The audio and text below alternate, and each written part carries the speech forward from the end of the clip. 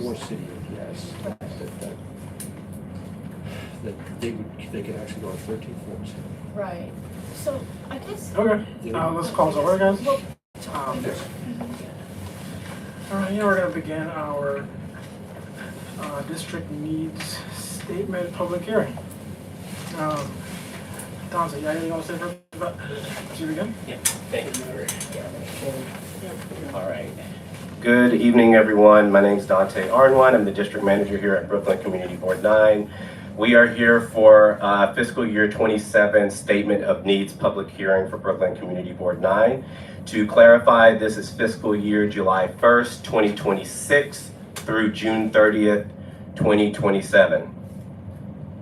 I want to welcome residents who are here in person. I also want to welcome residents who are watching on our YouTube live stream. Each year, as required by the New York City Charter, all 59 community boards submit recommendations for New York City's capital and expense budgets for the upcoming fiscal year. Community members are invited to participate in the budget process by suggesting a new city service or capital project. Please note that capital projects generally have a value of $35,000 or more and have useful life of at least 5 years. Recommendations can be made for new city services, but please note that requests regarding existing programs and regular city services like street signs, building inspections, park maintenance, etc., should be directed to community board office. So if you're here specifically with an issue, it may be something that we can just address from the community board office level. It might not necessarily need to be in the district needs statement. You can find our previous budget request on the CB9 website in the About section where the bylaws are located. Feel free to go onto our website to review the previous year's statements. Just a couple of housekeeping items before we begin. Those wishing to speak should have signed in on the sheet in the front. Only individuals who have signed up will be speaking. Speakers will have up to 2 minutes to testify on the needs of the district. The facilitator reserves the right to increase or decrease the allotted speaking time to ensure that all speakers are able to testify. I think that we're going to be fine with up to 2 minutes. Please keep your testimony concise. If someone has already testified to your point, please consider withdrawing and letting that testimony stand. I just want to make this clear. This is a public hearing. This is not a meeting. It's not a Q&A session. Folks are here to testify on the needs. So if you do have questions, specific question, nyc.gov. Again, info bko9@cb.nyc.gov. We will do only one round of testimony. So if you do plan on testifying, please sign up. Just to also clarify, when we're talking about the budget, this is not the budget for the community board. This is for the city of New York as a whole, right? So just to make that clarification. Before we get started, I just want to give a couple of examples of the types of needs that have been on various Statement of Need reports, ours and other community boards, just so you get an idea of the type of testimony we're looking for.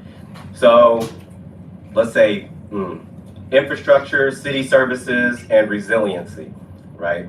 We would be looking for testimony regarding increased pickup on your blocks. So more trash patrol, increased bins, increased services to clean catch basins in the district, additional inspectors to inspect those things, those sorts of things. So with that, I will just go grab the list to see who signed up, and then we will start with testimony. Thank you.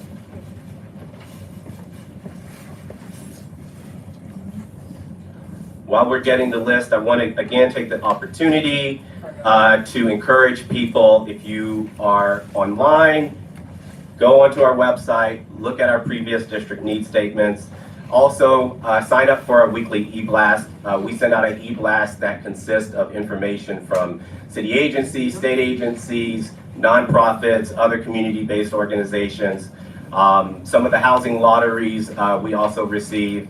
And so we try to pack all this information in one space, make it digestible, and we send it out to keep you all informed. So feel free to go onto our website and you can sign up for our e-blast online. All right.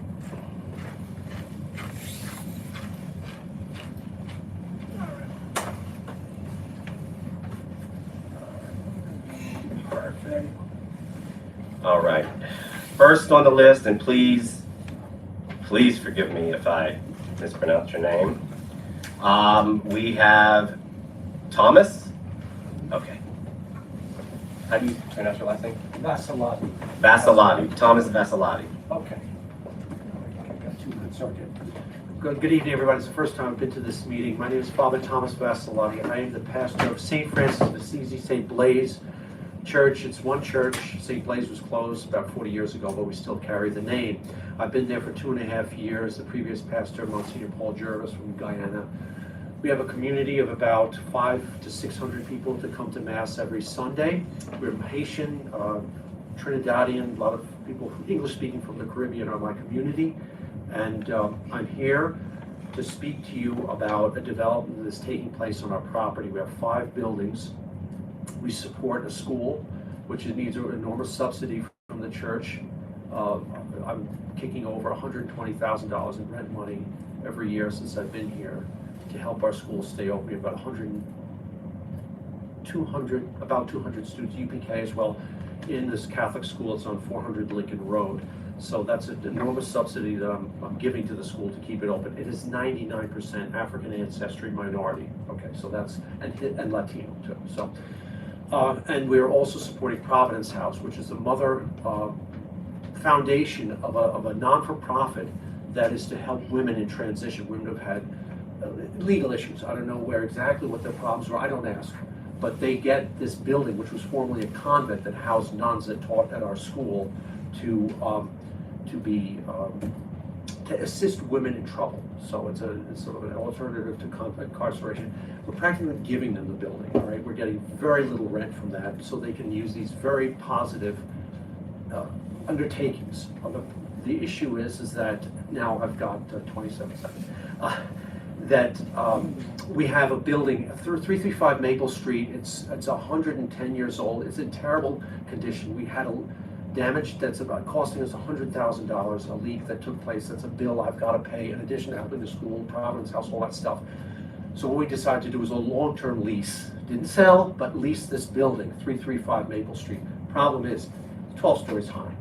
I don't like it. I'm happy about that. I understand the community, those who live in the neighborhood are not. That's broken, so don't lay on that. Sorry, they're not happy about that. I understand that. I don't think we can win the fight. We can't win the fight, as I understand it legally, and I've talked to people who are knowledgeable about the real estate laws, a representative from Rita Joseph's office. I know we're in the presence of other people who know a lot, so maybe they can inform me.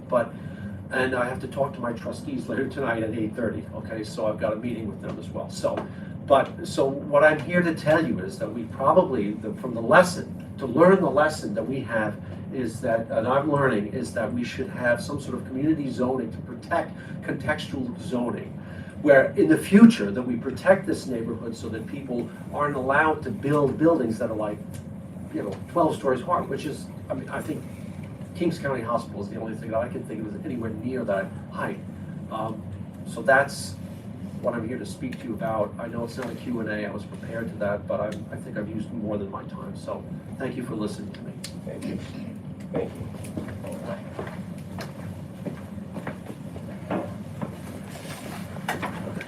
And I would invite you to our ULURP committee meetings. Our committee chair is actually right in front of you, Suki.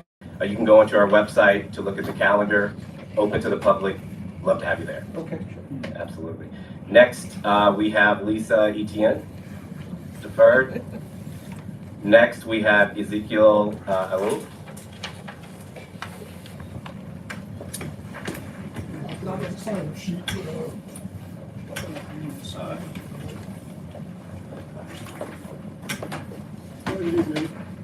Good evening. I guess my complaint seems to be about 77 Empire Boulevard. I guess, you had an old building there, tore everything down, and I guess the city council decided to vote for a 13-story apartment building. We already got 13, well, not another apartment building going up on Franklin Avenue, not far away. And two we have one up over on Montgomery Street. We need more in such a small space.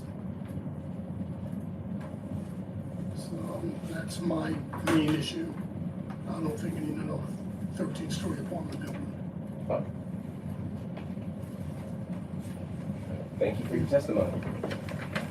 I would encourage you to also, if you can, go to our ULERP committee meetings. We can get you all a calendar for the next month. Suki.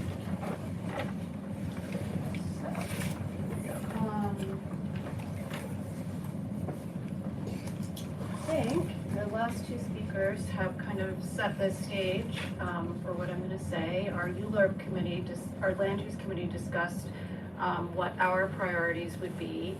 And we approved the following, to request more resources for community engagement in order to better determine resident priorities. And this was motivated by our community's need to do this. You know, to really reach out broadly is expensive, it takes time, it takes education. But definitely all board committees, I think, have discuss this at some point and probably feel like they could benefit from this. Second, to request a land use plan that is aligned with Community Board 9's 2025 zoning framework and other committees' priorities that affect land use. For example, if somebody wants to see a new park or community garden, or if there are transportation priorities that impact, you know, where we might want to add density, or if we need, you know, new healthcare facilities or whatever. So I'll just sort of briefly read the headlines of Community District 9's zoning principles so you get a sense of what that means. First, height limits should be calibrated to the context of the community. Zoning should encourage preservation and productive use of existing housing and businesses, and residential and commercial stability rather than redevelopment, long-term warehousing of space, and high rates of population and business turnover. And third, that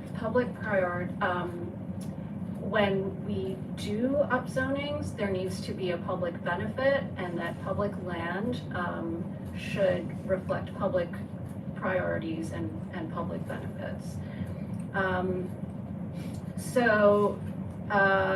And then the final priority from our land use committee was that when developers build new housing, they should accept voucher holders for the affordable housing apartments. And essentially that would mean give lower income families access to apartments that might have been designated at, say, 60 or 80% of AMI, which is a little bit higher. And I guess that's pretty much it. Do I get to testify again for other priorities, or can I only go once? We have once, and I can probably give you in a few minutes if you want. Go through the list first, and then we'll Okay. do a second round. to allow. Yes, okay, so once for now. Okay. Alright, next. Alright, next we have Amy Lynn. Hi, I'm basically just jumping on the bandwagon for everybody here. I am the neighbor on the other side of the 31 Maple Street development. I live on 4343 Maple Street. And when I learned that there's going to be a 12-story building happening, I reached out to the community board. I spoke at the board meeting last month, and also I got in contact with Suki and Buttertom, and we really reached a consensus that what our neighborhood needs is contextual zoning. You know, we are in zone R6, right? And R6 is kind of like Tower in the Park from 1960s. Like you just have a giant tower and there's maybe a little greenery. And then now the times have changed, you know, more historical neighborhoods like Park Slope or Carroll Gardens, they are R6B or R6A, and that has contextual zoning, which means that every single thing, new building that's built has to be in line and in scale with the previous buildings. And I think we deserve the same thing. You know, we are also in a beautiful tree-lined street with like single or two-family houses. You know, we deserve to have a historic legacy that's protected. And I don't know why, like, you know, other places get the right to have this protection, but I think it's only fair that Prospect Life Gardens,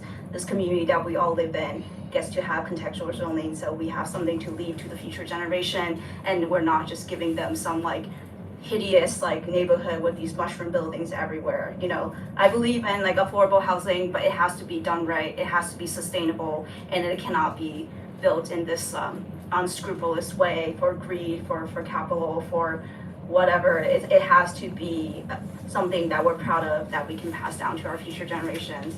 And then, you know, I have some pictures here that I don't know if you can see from the board, like from the screen, but I can pass it around to you for everybody to see, just so you know how big a 12-story building is next to our buildings. So, you know, there will be a petition in the works that we are gonna petition to the local officials of Rita Joseph, Mayor Zeller, Brian Cunningham, and I hope everyone here and the neighbors will sign a petition, and we will try to get the work started to get some kind of rezoning for this district. Thank you so much.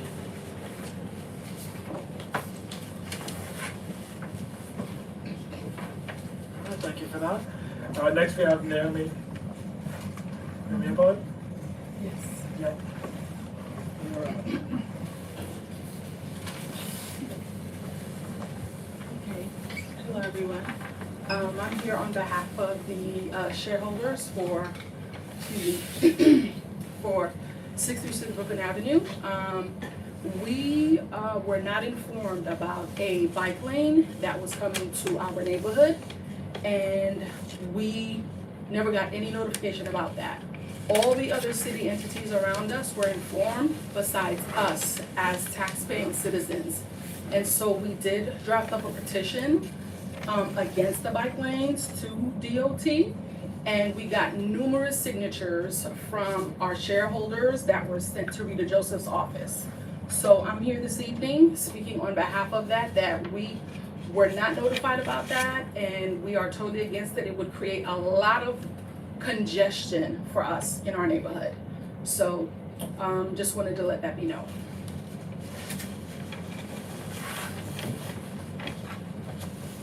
All right, thank you then. Next we have Fred Baptiste. No, Fred?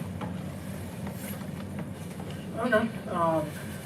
So we'll go over the speakers again. If anyone wants to comment, speak a second time. Suki? Yeah, go on. Sorry, you guys hear me? Still 2 minutes. Okay, so I just have a variety of other district needs that I'm hearing from residents over the last, couple of years.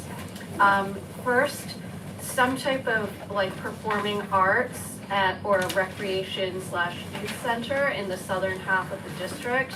I think this is something that actually came up in participatory budgeting, but it costs a lot more than what PB really allows for. Second, to redo the sewers, especially around Bedford Avenue in PLG. A lot of people have issues with basement flooding. Third, the sanitation garage on New York Avenue and Winthrop Street. We need either a new sanitation garage or for it to move to a different location so that it can house all of the trucks, because it's really awful when they're all out on the street and there's garbage littered all over. Fourth, additional resources for the NYPD and or the sheriff's office to shut down and enforce against illegal cannabis stores. Fifth, additional resources for tenant legal services. Sixth, additional resources for the Landmarks Preservation Commission. And And finally, a municipal parking garage. I think all the ones that we have been closed already. That's it.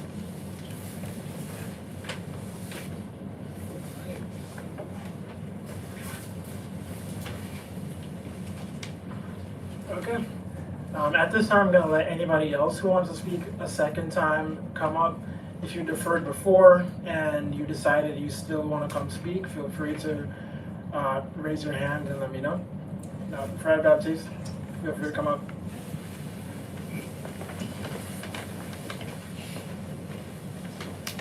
All right, first of all, I want to thank everyone who's come and given testimony.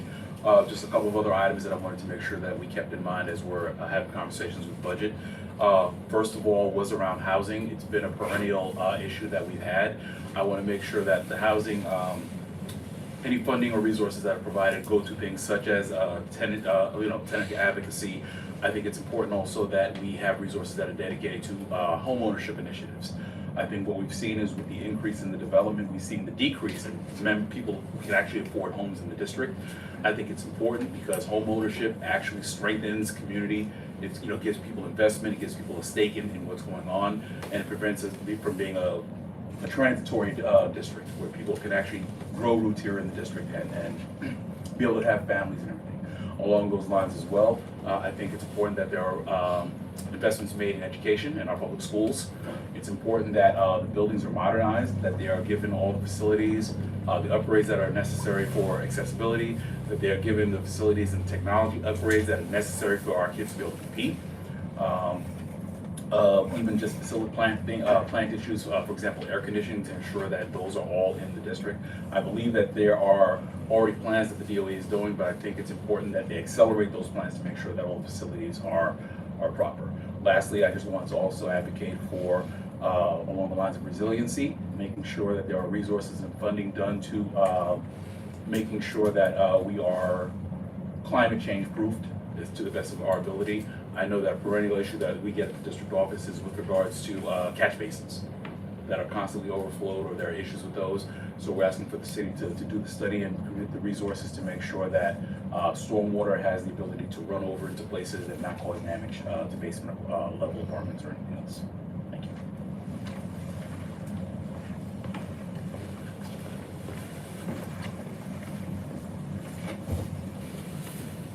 All right, thank you, Fred. I'm going to speak last, and from a perspective of transportation, there are a few things that I've noticed in our district that we could definitely use some improvement on. The first thing that I've noticed is options, right? Often DOT will, come and bring plans to the district, and people might ask for something different. That might get rejected or denied, and DOT might present their plan, and it might not really match with what people in this area have been asking for years and years and years. And I think what we're looking for is more resources when it comes to variety of options. So if they want to have a traffic calming, plan done here, maybe the solution might not be to add, bike lanes that are protected that, might cause people to have to relearn how to cross the street. Maybe the solution might be something else. Maybe it might be a raised crosswalk. Maybe it might be, a different type of framework that could be built, from these rooms in here, but ultimately have the resources so that they can get made and people can have, an environment that they can thrive in and not necessarily have to always grapple with and keep figuring out every few years. Apart from that, we also have some needs for just normal upkeep, like lights that have been out on Rogers and Lincoln Road for months now when they should have been fixed in the first couple of weeks.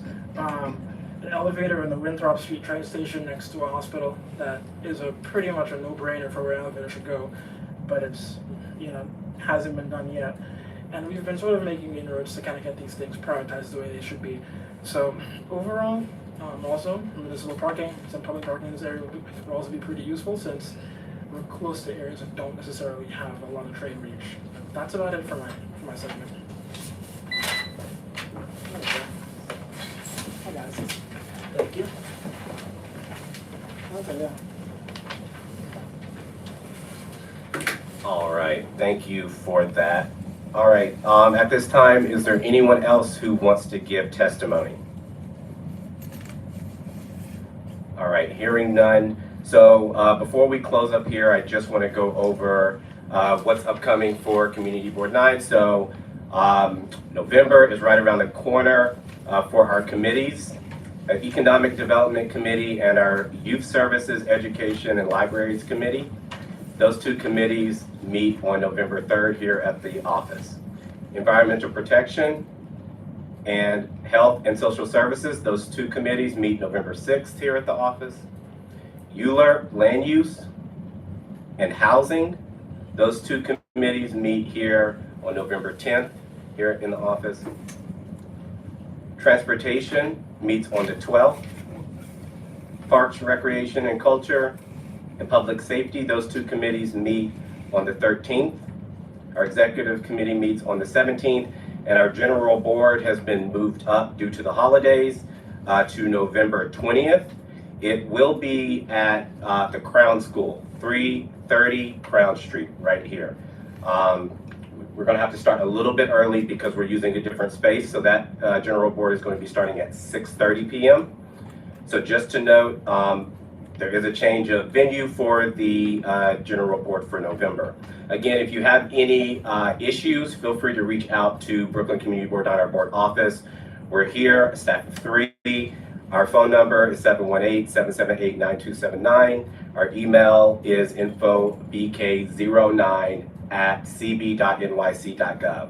We no longer are using the BK09-1 email. Please do not send items to that email account. We cannot get it. So just to make that clear, again, the email is infobk09. I want to encourage everyone here to sign up for our e-blast. One of the ways that we try to keep the community engaged and involved is through our e-blast. We don't have every person's email address, every person's address. So what we try to do is when we engage you all, we want you to sign up for our e-blast, so when we get information, we can disseminate it to you. One of the things that we disseminate quite often are notices. So when we get notices from city agencies or vendors who are doing work, they send it to us, we send it out. So we want to keep people informed. If you haven't signed up, please sign up so you can get notices moving forward. With that, that will be the conclusion of our public hearing for this evening. Thank you. Have a good night.